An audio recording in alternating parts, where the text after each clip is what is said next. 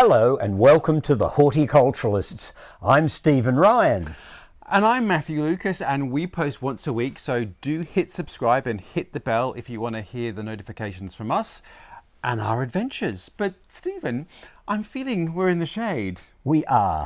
It has no impact on our personalities. Indeed, indeed. Why are we in the shade, Mr. Ryan? Because that's this week's topic. We're going to be talking about plants for shade and semi-shade. And we're going to be collaborating with a good friend of ours, Alexandra Campbell from the Middle-Sized Garden, and she broadcasts from Kent in England. Yes, so we are going to be looking at plants that love shade, deep shade, semi-shade, moderate shade. I don't know what the scales of shade are, but we're going to cover them. And Alexandra is going to be looking at things that are interesting from the first half of the year through to the end of midsummer. And we're going to be looking at plants that look their best from the end of summer all the way through to the end of winter. Yeah. So, Mr. Ryan, with no further ado, off we go into the shade, Mr. Ryan. And away we go. We'll be going through shade-loving plants from the largest to the smallest, starting with small trees, shrubs, perennials and bulbs. And Mr. Ryan, what are we beginning with? We're starting at the top. So we've got a small tree.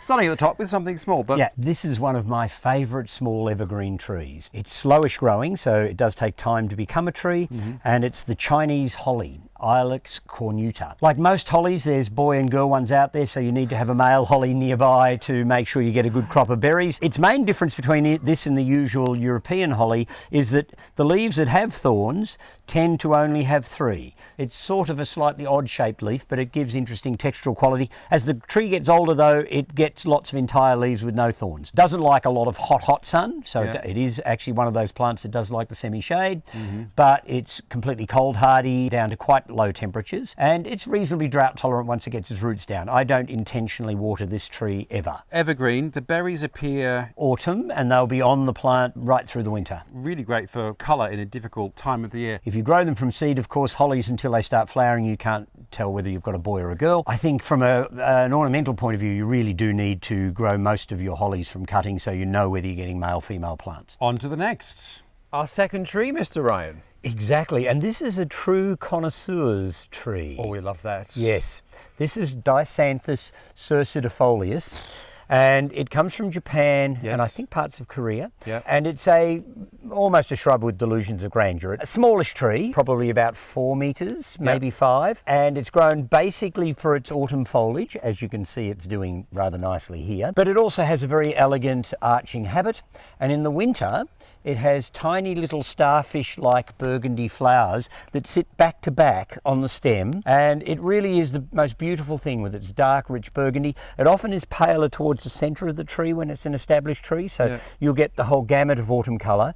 It holds its leaves well. The shape of the leaf and the colour is just stunning. And is it not the case that it's hard to find a tree that is going to colour that is a shade lover, because they need the sunlight? Most colouring trees do best in the sun, so this will do well, not in dark shade, but in sort of mottled shade, sort of semi-shaded aspects, and still colour well for you in the autumn, anywhere in a coolish climate. On that note, it is over to Alexandra, who is going to introduce 2 autumn winter interest plants for us. Over to you, Alexandra. Hi there, it's Alexandra from the Middle-Sized Garden YouTube channel and blog. And I'm in southeast England, which amazingly is considered to equate to a USDA hardiness zone of 9, which is very much what Melbourne is considered to equate to. And that's because southeast England and Melbourne both have winters where it's rare for it to go below -6 Celsius or 21 Fahrenheit. Unlike, of course, Melbourne, and indeed the USDA hardiness zones of 9 in the United States, our summers are just simply not as hot. But we all grow very much the same plants. And so I'm talking about shade-loving plants with Stephen and Matthew. In my video, I'll be covering shade-loving plants that are good in early spring to early summer. And I'm here to give you one of those recommendations, although it is one that Stephen actually does not particularly approve of. And also to give you a recommendation for a good late-season shade-loving plant. When it comes to spring colour and shade, people may think that you can't really have tulips and daffodils, both of which really need to grow in quite sunny spots. But there are 2 ways that you can have them. And one is to treat them like an annual. The reason why daffodils and tulips need to grow in a sunny spot is not because of this year's flowers, it's because of next year's flowers. Their green leaves take in the sun and make the flowers for the following year. So if you treat your daffodils and tulips as annuals, you can plant them in quite shady positions and they will flower. They'll flower a bit later, and that actually can give you a longer progression of colour in your garden. Otherwise, you can plant them under deciduous trees because the deciduous trees don't have any leaves on from late autumn to early summer, and so that'll give the bulbs a chance to take all the nutrition they need from the sun and to stock up for their next year's flowers. The reason why Stephen doesn't really approve of this recommendation is that when we talked about it, he said, well, the thing is about you gardeners in the UK is you're always trying to grow plants where actually plants don't really want to grow. Now he does know, because he does garden tours both in Europe and in the UK when we're allowed to travel, so he's aware of how different UK gardeners are, and I think it's a fair point. He says, Australian gardeners, if a plant's not meant to grow there, we don't plant it there. And I have to say, the Australian approach is correct. But if you live in a small city garden with an enormous amount of shade and tall buildings on either side, and you'd like bright colours from tulips and daffodils, treat them as annuals, just plant them there for 1 year and dig them up again. And my late summer into autumn plant is Acanthus mollis, or bear's breeches. Now, in some places, this is very invasive, and you plant it in your garden and you'll never get rid of it. However, when you've got something like that, it's always a good idea to find out if there are varieties that are less invasive. And I have a less invasive variety called Rue Ledan, and it's pure white, and its pure white spires are just wonderful in shade from about midsummer onwards. And then from late autumn onwards, the flowers are brown, and they're great spires of architectural brown. They look gorgeous. It's loved by bees. So I think it's really worth taking the time to find a really good variety like Rue Ledan. So now back to Stephen and Matthew for their recommendations for good plants for shade in late summer and autumn. Thank you, Alexandra, and lovely to see her Acanthus. Now, this is one of the Acanthus in your national collection, is it not, Mr. Ryan? It certainly is. I hold the national collection of the genus here in my own garden, and this one is a gold leaf version of Acanthus mollis, known as Hollard's gold. And for us, Acanthus are fantastic plants because in the summer they die down, all of the herbaceous ones. When it gets too hot and dry, they just disappear underground. As soon as we get some autumn rains, up they pop again, and so we have this fantastic foliage right from autumn through to spring, when of course they do their thing with their big spires of white flowers, which is beautiful. But I think they make very, very presentable plants in our shady parts of our garden, and in fact our root infested dry shady parts of our garden, right from autumn right through winter, and connect with the spring beautifully. So for us in Australia, it's a different season than Alexandra's Acanthus in the UK. Yes, in the UK they tend to be more spring, summer oriented in their growth habit, whereas here they tend to spend most of the summer underground. There you go. On to the next. Yes, here we have yet another shade-loving shrub, and this one's one of the Mahonias, and they're well known all over the world as great shade-loving evergreen shrubs. When I was a youngster, this was called Mahonia lomarifolia. Which was only a few years ago. Yeah, well, quite recently. It then became Mahonia oiwakensis. Oiwakensis. Yeah, it's now been included with the rest of the Mahonias in the genus Berberis. Now this one is planted under a deciduous tree, and it's smack bang against the trunk, and it's thriving. Yeah, they're surprisingly tough. They'll cope with root competition. It will cope with full shade, fairly dark shade. Reasonably drought tolerant once their roots get down. They're cold hardy, they're heat tolerant, they just want to be out of the sun. It is one of the earliest to flower of the larger shrubby ones. So in terms of having things going on, you've always got the sculptural leaves, it's an evergreen. In late autumn you've got these incredible yellow flowers. And they go on for quite a long time. And then when do the berries come? The berries form in spring. They're beautiful, these sort of drooping spikes of lovely blue blackberries. Onwards and upwards, Mr. Ryan. Let's keep going. Climbers are few and far between for shady spots. Yes, why is that? Because climbers by nature to get up into the sun. Aha. So you don't have many climbers that really actually grow in semi-shade to shade. And this particular plant is one such climber. and this is Parthenocissus henryana, commonly known as the silver vein creeper from China. And could that be because It has silver veins, but if you grow this plant in full sun, Yeah. the veins disappear and the leaves just go green. So it needs the shade to bring up the two-tone effect of the foliage. Interesting. What's its conditions? Where's a good place This to is grow it? full shade where it's growing here. Yeah. It's not dark shade necessarily, but it's full shade. It doesn't get any direct sunlight. And that would be about as much shade as I would force it to manage. And if you're growing this somewhere where you're looking out at it from windows, most climbers face outwards. So you tend to look at the bare backs. Yes. But this on the back has a lovely sheen of burgundy. Oh, it does too. So if you're looking at it from behind, you get the pretty leaves. Now this will turn, even in the shade, to a brilliant scarlet in the autumn, and I've got a little leaf down there to show people the actual autumnal colour. Look at that. And we're lucky because it's early in the season. Now that will do that even in the shade. And the other thing, sort of slightly peripheral thing that I like about this particular climber is the fact that most climbers end up like unstuffed mattresses rolled up on the top of the pergola. Yeah. This dangles. I mean, you can always prune them back if they get too long or in your way, Yeah. but they look lovely sort of dangling down through whatever the support is it's growing on. And I might add, it's slightly self-clinging, and it's not so big and robust and overbearing that you can't let it grow up through a tree and have it dangling out of the limbs of a large tree and looking autumnally splendiferous. How beautiful. There is a shade-loving creeper. Yep. On to the next, Mr. Ryan. Thanks. Stephen, is this a shade-loving shrub? It certainly is. What a beautiful flower. It's one of my favourite autumnal flowering shrubs. It has a lovely perfume, Yeah. although if you rub the leaves they smell like burning rubber, so it's, the hoons have been around. Oh, it does too. Yeah, Oh. it's Okay. bit iffy. It's a great plant. It has a suckering habit, so you end up with a thicket of it. The parrots of Macedon, in case you're wondering what that squawking Yeah, is. it loves the shade. It's comparatively drought tolerant. Did you say the sucker word? Yes, it is. It's a suckering plant, so Don't be frightened. you may have to control it, but that's fine. And it can get up to 1.5 to 2 metres in height. Which is 7.5 feet. Yep, and I generally prune mine down every second winter, basically to ground level, and start it off from the roots again because it freshens the plant up. I get much bigger leaves and I get nice terminal flower heads on the top of the stems, and it works really, really well. Coppicing. Coppicing. Where is this from? What's its native habitat? It's Chinese. Many of the Clerodendrum species come from China, and we haven't actually mentioned its name properly. It's Clerodendrum bungei. Bungei. Yes, named after a very famous botanist, Mr. Bunge. No. Yes. Not Mr. Bungee Jump. No, not Mr. Bungee Jump. Quite a number of plants that he discovered, and it's often known as the Chinese glory flower. Aha. Now, as it's Chinese, I mean, this is always a big assumption because China has hugely different climates. Exactly. What's its hardiness? Look, it will get knocked down by frost, Yeah. but a well-established clump will always reshoot from the roots again, and because it flowers on the current season's growth, you're not actually going to lose the following year's blooms if it does get knocked down. So if we get a really heavy frost for us, then it will get cut down to the ground. I just prune off all the dead clobber and away we go.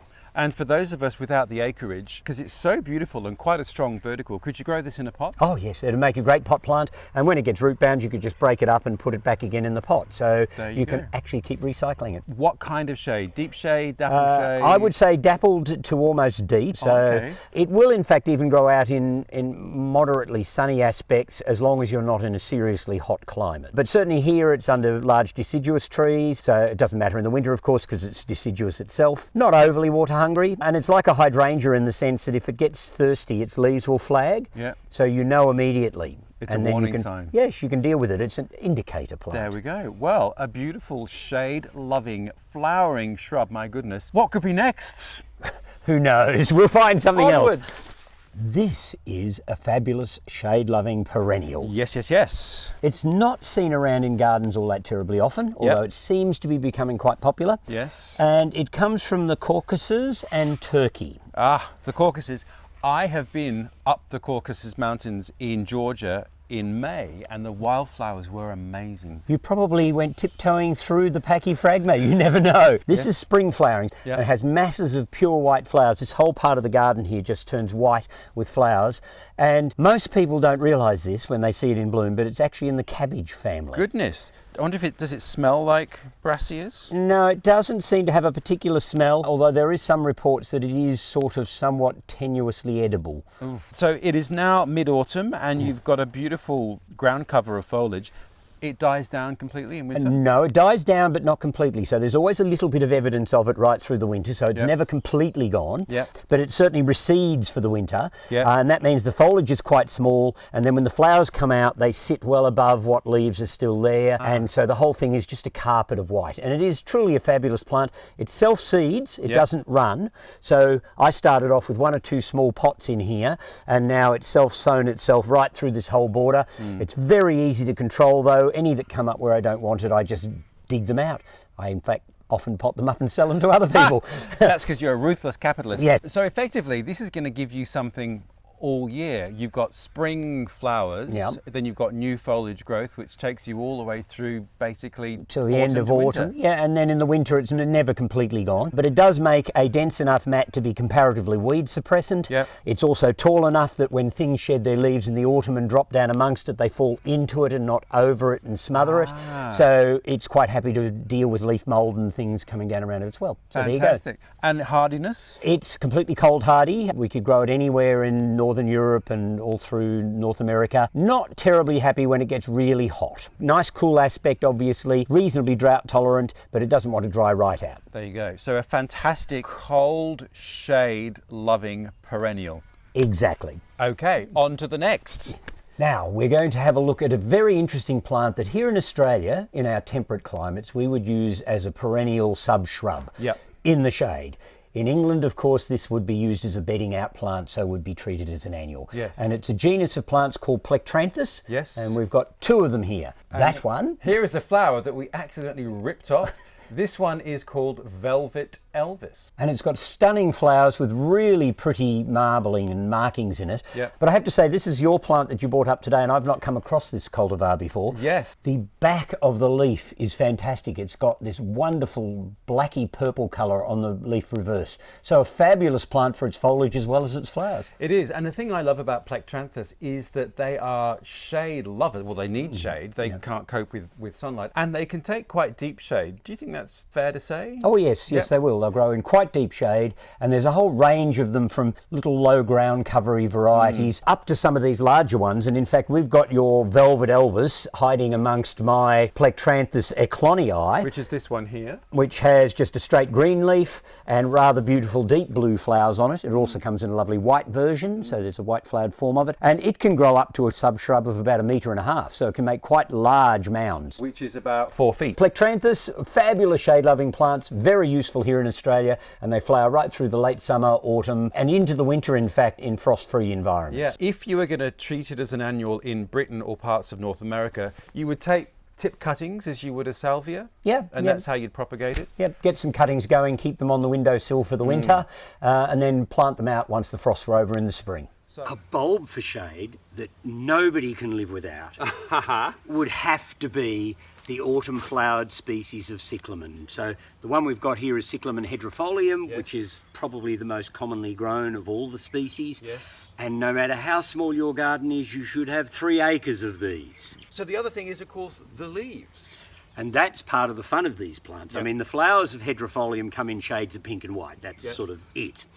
But the foliage can vary virtually from plant to plant. Most are sort of marbled and mottled foliages with greens and whites, but they go right through to completely pewter-leafed ones as well. The actual cultural requirements of these are shade and ignore. There you go. What more could you want from a beautiful plant? So this is a shade-loving, dry-tolerant, autumn-flowering bulb with amazing foliage. And you'll still have good foliage up until you get your first warm days in the spring. So really you're covering probably 9 months of the year practically just with this one plant. And that's why I say you can't have too many of them. Hardiness. Tough. Tough? Yes. Most of the cyclamen species come from around the Mediterranean basin, so they're used to a Mediterranean style climate. Many of them grow up in the hills and even up into the mountains in some parts of the Mediterranean, so they're also quite cold resistant, particularly this species. I mean, hederifolium has to be about the toughest and easiest to grow and best self-seeder of the whole genus. And in fact, you'll have them come up in spots where you weren't expecting them to be, because the ants will pick up their seeds, which have a lovely sticky coat on them, and they wander off with them, and one clumsy ant will drop a seed somewhere and you'll have it come up in the middle of your driveway. That is hilarious. On to the next. Yes.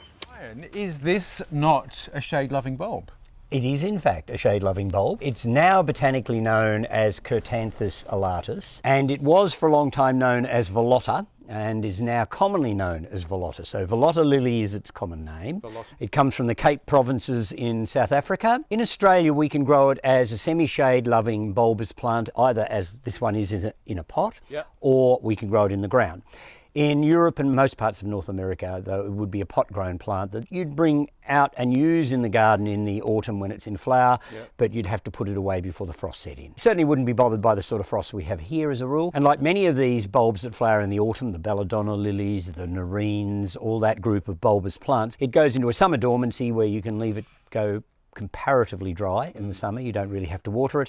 I don't remember watering this pot during the summer. And look, it also comes in a rather flesh pink version as well. I think I prefer the bright orange. It's a real showstopper because that is a seriously bright orange. It's quite a colour. There we go. Bulbs done. Yes, and we'll keep moving on. On to the next. Mr. Ryan, Alexandra made the point that grasses that thrive in the shade are hard to come by. What is before me though? They are very few and far between, and this one not only will grow in semi-shade to comparatively heavy shade, but in the case of this form of this one, it has beautiful gold variegated stripes in the leaves, so you can imagine that it stands out superbly. So in fact, this is a bit of a crossover plant because it looks fantastic from spring. From country to rock. Yes, Like Tay-Tay. Yeah, exactly. It will look fabulous from spring right through till autumn, where it'll go strawy coloured before it dies down. It has these fine heads of grass flowers, and in quantity they look really fantastic, and it has this wonderful sort of arching form. So it's a Japanese grass, Hakonechloa macra, and this is the golden variegated form. There's green forms, and there's in Europe lots of different forms available. We only have 2 or 3 available in this country, unfortunately. Native range, Japanese. Yeah, it grows in sort of light forest in moistish soils. So I was going to say, water. Doesn't like to get too dry, so keep it reasonably well watered. Makes a fantastic pot plant in a big blue ceramic pot. You can imagine this gold foliage would look fabulous. It will light up any darkish corner in a garden, so definitely worthwhile looking out for any of the Hakonechloa forms. There you go. And hardiness? Completely hardy, dies down in the winter, so you could grow it anywhere in Europe and North America, particularly in the colder part. Grows quite well here in Australia, but not in our really hot, arid bits. And when is the foliage going to die down? Because we're mid-autumn now in Australia. It will last right through till about the end of autumn before it starts to look ratty and die down. And at that point, it's probably better to go over it with the head shears and just take it all off and cut it all off. Yes, and clean up, ready for spring. There we are. Well, Mr. Lucas. There we are, Mr. Ryan. Shady Plants 101. I think we've got a list of 100. I can't remember now how many. Yeah, I don't remember how many there were either. But I hope everybody enjoyed our collaborative effort. Many thanks to Alexandra at the Middle-Sized Garden and her viewers there. Thank you for welcoming us into your fold. Do watch the second half of the video that follows just after this, where Alexandra in Kent will explain what's happening in the Northern Hemisphere from early spring to midsummer, and the whole year will be yours. And it doesn't matter what hemisphere you're in. It doesn't. It's always spring. It's always cocktail hour somewhere. Yeah, exactly. We'll see you next week. And who knows what our adventure might be. Stephen Ryan is here to answer any of your questions. I'll just press emojis. Yes. And we'll see you next week. Fantastic. Bye. Bye all.